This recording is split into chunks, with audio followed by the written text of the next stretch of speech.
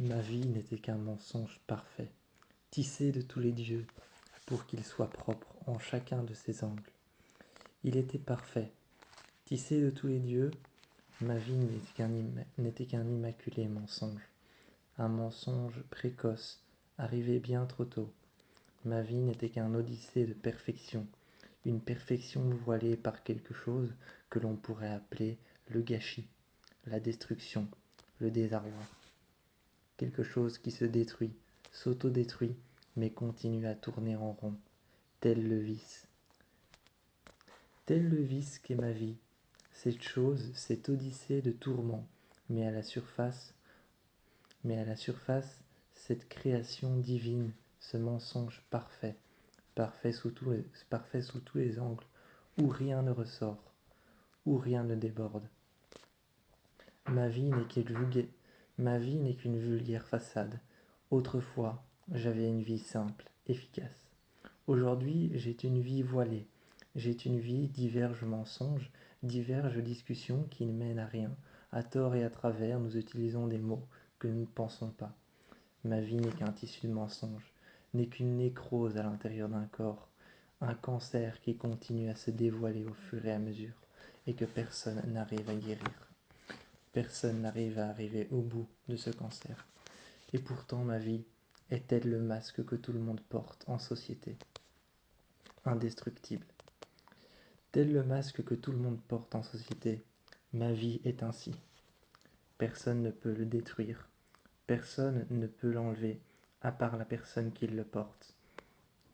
Je m'appelle Oliver, j'ai une femme et un enfant. Mais ma vie n'est qu'un odyssée de mensonges. Ma vie n'est qu'une plateforme sur laquelle on a créé un tissu de mensonges les uns après les autres. Ce n'est qu'une représentation fausse, mais idéalisée. Idéalisée de ce que tout le monde imagine, de ce que tout le monde voudrait, et de tous les désirs, de tous nos petits désirs coupables. Ma vie n'est qu'une fausse surface, et ça je m'en suis rendu compte très vite. Avec ma femme, ça a accroché trop vite, bien trop vite, pour que ça puisse paraître réel. Je l'ai rencontrée, elle m'a parlé, on a pris un verre, on a été dans un bar, et ensuite, quelques années plus tard, on avait déjà notre maison. Et quelques années encore plus tard, on avait notre enfant. Tout s'est passé tellement vite. Un baiser, un ancrage, un regard, un verre échangé dans un bar, une maison et puis un enfant. Alors aujourd'hui, elle me déteste. Enfin, c'est ce qui ressort en surface. Ce n'est qu'une stricte vérité par rapport à ce mensonge bien ficelé. Quand elle me regarde, j'ai l'impression qu'elle me juge. Quand je la regarde, j'ai l'impression que je vais dire des choses que je ne pense même pas. C'est comme si tous les deux nous étions maîtrisés par une force beaucoup plus forte que nous-mêmes. Une force qui vivait au-dessus de nos lois, au-dessus des lois, des décisions qu'on prend pour pouvoir s'entendre de manière mutuelle. Comme s'il y avait quelque chose qui régissait des lois, beaucoup plus fortes que nos décisions à nous, qui, est, qui établissait, qui établissait des décisions pour nous, des décisions qu'on finissait par prendre, et on avait l'illusion de pouvoir se sentir, en sécurité. Et on prenait nos décisions, mais tout finissait toujours par une dispute, toujours une dispute, ou alors en tout cas, toujours quelque chose qui finissait mal. Elle me regardait, et mes enfants me regardaient. Tous les soirs, mes enfants assistaient au même spectacle. Et jamais il ne se terminait. Jamais. Pas une seule fois, mais pas une seule fois les oreilles et les yeux de mes enfants n'ont pu se reposer. Même dans leur chambre, ils entendaient encore tout, les discussions, les imprévus, ou alors une discussion ténébreuse, sombre, faite de mots qu'un enfant ne devrait jamais entendre, qui s'arrêtait très vite et ensuite reprenait très vite après. Et elle pouvait être encore plus longue et s'arrêter au beau milieu de la nuit. Au sein de la nuit, je ne dormais jamais avec elle. En tout cas, si je dormais avec elle, une chose était sûre, c'est que jamais je ne viendrais à mettre mon bras sur son ventre. Ou alors parfois je le fais, mais c'est complètement automatique. Comme ce soir-là, où je l'ai fait. et je me suis rendu compte que mon bras était posé sur son ventre. J'ai presque eu l'impression de vouloir secouer ma main, comme pour montrer une forme de dégoût, comme si j'étais simplement dégoûté d'avoir posé ma main et sans avoir vraiment géré mon action.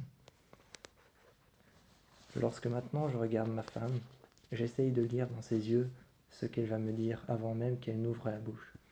Mais elle me désamorce tout de suite avec un simple sourire, un regard et une tête inclinée sur le côté. Ses vêtements lumineux, le soleil qui frappe contre son visage, son sourire aimant, ses yeux bruns et ses cheveux blonds. Elle me regarde, elle me parle, elle s'approche lentement, le bruit de ses talons, et je me pose une question. Qu'est-ce qu'elle va me dire encore une fois? Qu'est-ce qu'elle va me dire? Et là, je continue. J'enchaîne. C'est à mon tour de poser une question, ou plutôt de répondre. C'est à mon tour de lui arracher les mots de la bouche, ou plutôt de faire en sorte que j'entende ce qu'elle est à dire. Je me calme, je me pose, je prends une chaise sur le côté, je m'assieds et je prends le temps de lui dire « Écoute, assieds-toi ». Elle s'assied, elle me regarde, croise les jambes pour affirmer son pouvoir, les épaules vers l'arrière, bien larges, elle me regarde et elle me dit « Je t'écoute ». Un coup d'appuyé sur la table, elle me dit « Je t'écoute, qu'est-ce qu'il y a ?» L'air un peu désintéressé, mais quand même le regard qui me regarde, le regard fixe dans mes yeux, comme si son regard perçait mes yeux. Je la regarde, je l'observe, c'est presque une manière métaphorique, très subtile, presque invisible, de me désamorcer. Ou alors plutôt, de faire en sorte que je me perde, que j'oublie ce que je voulais dire. Et là, je sens que ça commence à monter. Et finalement, je lui dis, non, finalement oublie, je n'ai rien à te dire. Et je ferme la porte. Dehors, elle reste, satisfaite de sa petite victoire, avec son café à la main. L'odeur est en train d'envahir l'extérieur, et moi je sors de l'autre côté de la maison, et je la sens même jusqu'ici. Je regarde les voitures, ma voiture parquée à côté de la sienne, et rien que cela me déteste. Rien que ce détail-là me débecte aussi, pour autant. Ce n'est que ma voiture à côté de la sienne, mais rien que ce détail me débecte autant, me révulse, me répugne. Et je regarde la maison. J'inspire, j'expire, et puis je rentre. Je regarde ma fille qui court vers moi, et je la prends dans mes bras. Et je lui dis « Est-ce que ça va aujourd'hui ?» Et elle me répond comme si tout allait bien, alors que je sais très bien qu'il y a un conflit qui rôde et qui ne va pas tarder à exploser comme une pile à combustion dans un film de science-fiction.